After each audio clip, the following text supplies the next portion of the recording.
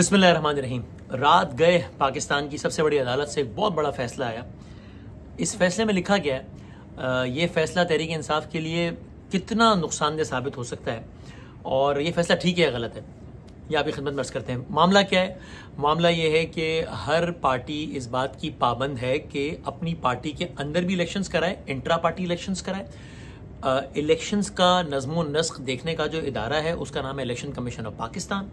तो एक जमात है पाकिस्तान तहरीक इंसाफ, ये एतराज़ हुआ कि उसने अपने इंट्रा पार्टी इलेक्शंस नहीं कराए और इस एतराज़ की किस्सा मुख्तसर, इस एतराज़ की बुनियाद पर कि साहब आपने अपने पार्टी इलेक्शंस नहीं करवाए या ठीक से नहीं करवाए, इलेक्शन कमीशन ऑफ पाकिस्तान ने उस जमात को अपने इंतखाबी निशान यानी कि बल्ले से महरूम कर दिया। वो पार्टी तहरीक इंसाफ इसके खिलाफ गई, पेशावर हाई कोर्ट में गई। पेशावर हाई कोर्ट से फैसला उसके हक में आ गया। पहले खिलाफ आया, वो अगेन मैं फास्ट फॉरवर्ड कर रहा हूँ। तो पेशावर हाई कोर्ट से फैसला उसके हक में आ गया, यानी कि बल्ला बहाल हो गया। दूसरा फरीक कौन था? Election commission of Pakistan. उसके पास ये राइट था कि वो उस फैसले के खिलाफ हायर फोरम पे अपील करता, यानी कि सुप्रीम कोर्ट ऑफ पाकिस्तान में अपील करता।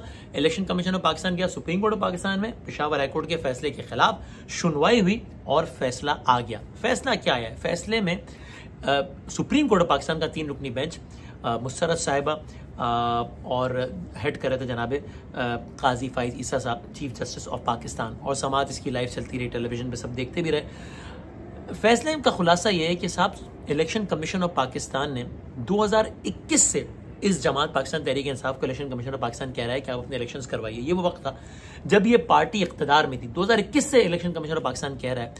तो हमारे पास ये रीजंस नहीं है बिलीव करने के कि इलेक्शन कमीशन ऑफ पाकिस्तान इस पार्टी को कोई अलग से निशाना बना रहा था, क्योंकि इलेक्शन कमीशन ऑफ पाकिस्तान ने मुताद्दिद ऐसे नोटिस और पार्टीज को भी जमा कराएं और मजीद पार्टी और दीगर पार्टीज के खिलाफ भी इस हवाले से एक्शंस लिए हैं इलेक्शन कमीशन ऑफ पाकिस्तान ने। इसलिए we do not have reasons to believe कि इलेक्शन कमीशन ऑफ पाकिस्तान इस एक पार्टी को अलग से टारगेट कर रहा है। सबसे अहम बात जो सुप्रीम कोर्ट ऑफ पाकिस्तान के फैसले में थी वो ये कि पाकिस्तान तहरीक इंसाफ ने इलेक्शंस ही नहीं कराए। पाकिस्तान तहरीक इंसाफ कोई ऐसा सबूत हमारे सामने रख ही नहीं सकी कि जिससे वो ये साबित कर सके कि इलेक्शन जिसको कहते हैं वो तो हो।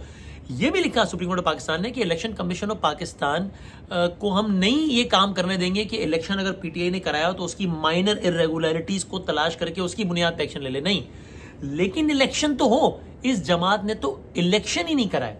ये इसकी वजह से हम इलेक्शन कमीशन ऑफ पाकिस्तान की इस अपील को मानते हैं, जिसका मतलब ये हुआ कि पाकिस्तान तहरीक इंसाफ हो गई बल्ले से महरूम। फैसला सही है या गलत है? मेरी राय में पाकिस्तान तहरीक इंसाफ को इस मामले को बेहतर हैंडल तो करना चाहिए था। पाकिस्तान तहरीक इंसाफ को इसमें एक बाकायदा तौर पे इलेक्शन कराना चाहिए था। बाकायदा तौर पे मतलब ये कि यानी कि ऐसा माहौल होता है कि जहां पर इस दिन इतने बजे यहाँ पे इलेक्शन हो रहे हैं, लोग आए जी वोट दें, ठीक है, उन पर मसाइल चल रहे हैं उनके ज़ाहिर है, लेकिन अगर उनके 10 मेंबरान हैं तो 10 में से 3 मेंबर आके वोट दें, कागजात नामजदगी जमा हो, कागजात नामजदगी जो इलेक्शन में हिस्सा लेने चाहे वो करे, जो एक्टिविटी होती है वो करानी चाहिए थी पाकिस्तान तहरीक इंसाफ को। पाकिस्तान तहरीक इंसाफ ने ये गलती की कि ऐसा नहीं किया।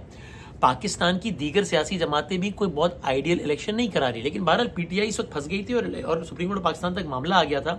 इससे पहले लोअर हाई कोर्ट में था, तो पीटीआई को इस मामले को जरा बेहतर तरीके से देखना चाहिए था। ये तो गलती यकीनन हुई पाकिस्तान तहरीक इंसाफ से। हाउएवर मुझे लगता है कि सुप्रीम कोर्ट ऑफ पाकिस्तान को इस मामले में लीनियंसी का मुजाहरा यूं करना चाहिए था कि बिल्कुल अभी इलेक्शन राउंड द कॉर्नर है, एक जमात है जिसके बारे में नजर आ रहा है कि उसको कॉर्नर किया जा रहा है, और इलेक्शन से कुछ दिन पहले उस जमात को यूं इलेक्शन के सिंबल से महरूम कर देना, ये उस जमात को मजीद बिल्कुल कोने पे लगाया, ये कोने पे लग जाएगी। बेशक चीफ जस्टिस की राय ना हो, चीफ जस्टिस की ख्वाहिश ना हो, उनका ये मकसद ना हो, लेकिन लग जरूर जाएगी कोने पे।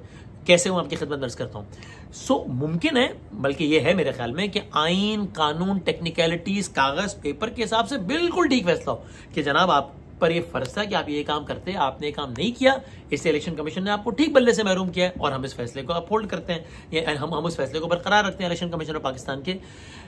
मैं आपको ये भी अर्ज कर दूं कि मेरी कुछ लॉयर्स और सबसे बात हुई, पीटीआई के लोगों से बात हुई, पीटीआई के लॉयर से बात हुई, दूसरी तरफ के लॉयर से बात हुई, तो वो ये भी कहते हैं कि भाई सुप्रीम कोर्ट ऑफ पाकिस्तान की हम मजबूरी समझें कि सुप्रीम कोर्ट ऑफ पाकिस्तान का जो एक फैसला होता है वो फिर आगे कोर्ट होता रहता है in the times to come. तो सुप्रीम कोर्ट ऑफ पाकिस्तान गोया एक ऐसे इलेक्शन को लेजिटिमेट करार दी जाती है जो कि हुआ ही नहीं है। तो फिर तो आगे कोई भी जमात इलेक्शन नहीं कराती और उस फैसले को बतौर रेफरेंस कोट करती कि साहब आपने उनको भी तो रिलीज दिया था तो हमें भी दे दें, तो सुप्रीम कोर्ट की मजबूरी है। हाउएवर मेरी अपनी ओपिनियन है कि जहां एक खास माहौल में नजर आ रहा है कि एक पार्टी किस तरीके से साइडलाइन की जा रही है, वहां पे सुप्रीम कोर्ट ऑफ पाकिस्तान को ये फैसला नहीं देना चाहिए था कि जिससे एक जमात मजीद जो है वो इसका शिकार होती। अब पाकिस्तान फैसला तो आ गया, पाकिस्तान तहरीक इंसाफ के खिलाफ पे इसका असर क्या होगा? मेरा ख्याल है तबाह कुन असर हो गया। मुझे लगता है कि इन अ वे आज इलेक्शन 2024 का गैर हतमी नतीजा सामने आ गया। वो क्यों? तहरीक इंसाफ को इससे क्या क्या नुकसान हो गया? ये सिर्फ बल्ला नहीं छना है, फॉर ऑल प्रैक्टिकल पर्पसेस अब पाकिस्तान तहरीक इंसाफ बतौर पार्टी खत्म हो गई है इलेक्शन 2024 के लिए। वैसे तो ज़ाहिर पार्टी मौजूद है, ये पीटीआई का आदमी है, पीटीआई का वोटर है, पीटीआई का सपोर्टर है, लेकिन टेक्निकली स्पीकिंग 2024 के इलेक्शन में पाकिस्तान तहरीक इंसाफ नामी जमात वजूद नहीं रखती। अब ये सिर्फ बल्ला नहीं गया है, बल्ले जाने से क्या क्या होगा? पहला काम क्या होगा? बल्ला जाने से होगा कि आप कराची लाहौर छोड़िए, डेरा मुराद जमाली, डेरा अल्लाह याद, इंटीरियर पंजाब, इंटीरियर सिंध, बाकी जगहों पे देखिए बहुत सारे हल्के तो ऐसे होंगे जहां पर कंफ्यूजन होगी कि यहाँ पर पीटीआई का उम्मीदवार है कौन, क्योंकि जितने हल्के पीटीआई के, जितने हल्के पाकिस्तान में उतने होंगे पीटीआई के इंतखाबी निशान। कहीं चूल्हा होगा, कहीं बल्ब होगा, कहीं ताला होगा, कहीं स्विच होगा। तो किस हल्के से असल इमरान खान का उम्मीदवार है कौन? एक हल्के से 25 उम्मीदवार होता है, हर कोई जिसका दिल चाहता है खड़ा हो जाता है। तो पीटीआई का उम्मीदवार है कौन? ये इतना आसान नहीं होगा हर हल्के में कम्युनिकेट करना। शहरों के हद तक तो फिर आसान हो, लेकिन बाकी जगहों पे अगरचे पीटीआई की सोशल मीडिया में रसाई और पजीराई और वो सब है, उसके बावजूद ये आसान नहीं होगा। तो पहला चैलेंज ये है। नंबर 2 ये भी होगा कि किसी एक हल्के में ये मसला होगा, यानी कई हल्कों में मसला होगा कि एक साहब दावा करेंगे कि जनाब मैं हूं पीटीआई का उम्मीदवार, मेरा इंतखाबी निशान है कागज। दूसरे साहब कहेंगे नहीं साहब मैं हूं पीटीआई का उम्मीदवार और मेरा इंतखाबी निशान है पेन। वो कहेगा मुझे दिया है खान साहब ने टिकट, ये कहेगा मुझे दिया है खान साहब ने टिकट, और कंफ्यूजन उसमें भी क्रिएट होगी। लोगों को समझ नहीं आएगा कि ये हो क्या रहा है। तीसरा नुकसान क्या होगा? पाकिस्तान तहरीक इंसाफ का वोटर जो कि बड़ी तादाद में है, ये जमात जो कि पॉपुलर है, लेकिन ये इस जमात का वोटर ये एक्सेप्ट कर चुका है मेंटली कि अगला इख्तिदार इस जमात का नहीं है, ये एक्सेप्ट कर चुका है। ये वोटर मजीद डिमोरलाइज होगा कि यार अब तो मतलब बिल्कुल ही गांव खराब हो गया। So this may result in what कि कुछ वोटर्स मजीद घरों से ना निकलें ये सोच के कि इस जमात ने नहीं आना इख्तिदार में। हालांकि हमारी ख्वाहिश है क्या है, लेकिन इस जमात ने इख्तिदार में नहीं आना। चौथा नुकसान क्या होगा? बल्ला या कोई भी इंतखाबी निशान, यूनिफॉर्म इंतखाबी निशान ना होने का मतलब क्या हुआ कि तकरीबन ये 70 बनती हैं मखसूस नशिस्तें पार्लियामेंट में, यानी हर 4.5-5 सीट पे एक एक्स्ट्रा सीट मिलती है जो खवातीन की और मखसूस नशिस्तें होती हैं। सो अगर इलेक्शन होता और पीटीआई के 100 लोग जीतते और वो 100 लोग जीतते बल्ले पे, तो 100 सीटों के नतीजे में उनको मिसाल के तौर पे 40 एक्स्ट्रा सीटें मिलती। तो 100 का मतलब होता है 140 फॉर एग्जाम्पल। अब अगर पीटीआई के 100 लोग ही जीते लेकिन बल्ले पे ना जीते, बल्ला तो गया, तो अब इन 100 लोगों का मतलब 100 लोग ही होगा। अब इन 100 का मतलब 140 नहीं होगा। तो इस तरह 40 सीटों का नुकसान तो सीधा सीधा ये हो गया। और क्या नुकसान होगा? पीटीआई के 100 लोग इलेक्शन जीते, तो उसके बाद अब ये मरहला आए कि जनाब ये लोग जो है वो किसको वोट दें वजारत उज़्मा के लिए। ये लोग जो पीटीआई के टिकट पे जीते होते हैं ये पाबंद होते हैं कि इनका लीडर इमरान खान जिसको कह रहा है इन लोगों ने उसी को वोट देना है या सारे काम उसके हिसाब से करने हैं, वरना पार्टी इनके खिलाफ कार्रवाई करके इनको डीसीट कर सकती है। यानी कि ये लोग इखलाकी तौर पर भी और कई मौके पर लीगली भी पाबंद होते पार्टी पॉलिसी के कि भाई आपने बल्ले के निशान पे इलेक्शन लड़ा है तो आपकी पार्टी पीटीआई है, आप पीटीआई के पार्टी डिसिप्लिन के पाबंद है, इखलाकी तौर पर तो है भी और वैसे भी। अब क्या होगा? अब जो 100 लोग जीतेगा पीटीआई का, मिसाल के तौर पर मैं एक इसको ओवर सिंप्लीफाई करने के लिए 100 का टर्म यूज कर रहा हूं, तो अब अगर कोई 100 लोग जीतेगा पीटीआई का तो नन ऑफ देम, उनमें से कोई भी पार्टी डिसिप्लिन का पाबंद नहीं होगा। तो वो कोई बंदा जीता है और इलेक्शन पीटीआई की ही सपोर्ट से, लेकिन जीतने के बाद वो कहता है कि मैं तो वजारत उज़्मा के लिए शाह महमूद कुरैशी नहीं बल्कि नवाज शरीफ को वोट दे रहा हूं, तो उसके खिलाफ कोई कुछ नहीं कर सकता, चूंकि वो एक आजाद उम्मीदवार, वो टेक्निकली अब एक आजाद उम्मीदवार है। पीटीआई के सारे उम्मीदवार अब आजाद उम्मीदवार है। अब पीटीआई के पास ये वक्त भी नहीं कि किसी और जमात का इंतखाबी निशान ले ले ताकि सारे लोगों का एक ही इंतखाबी निशान हो और वो इस तरीके से इलेक्शन लड़ सके। सो बहरहाल टेक्निकली डिसीजन सुप्रीम कोर्ट का ठीक होगा। पीटीआई ने बिल्कुल गलतियां की हैं, फिर भी ये फैसला कोई मेरी राय में वो नहीं जिसको सराहा जाए। पाकिस्तान तहरीक इंसाफ को इसका बहुत नुकसान होगा।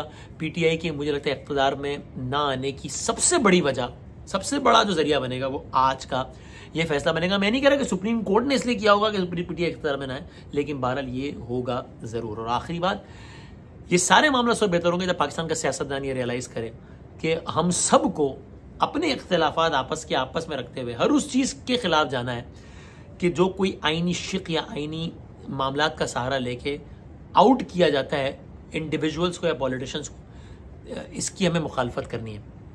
जब तक सारी जमातें नहीं करेंगी, जब तक एक जमात दूसरे के खिलाफ कार्रवाई का हिस्सा बनती रहेगी और खुश होती रहेगी कि सामने वाले को मार पड़ रही है और हर जायज़ और नाजायज़ तरीका अपनाएगा इसको गिराने का, और कल को इसका अच्छा टाइम आएगा तो इसको गिराएगा, तब तक सबके साथ ये होता रहेगा।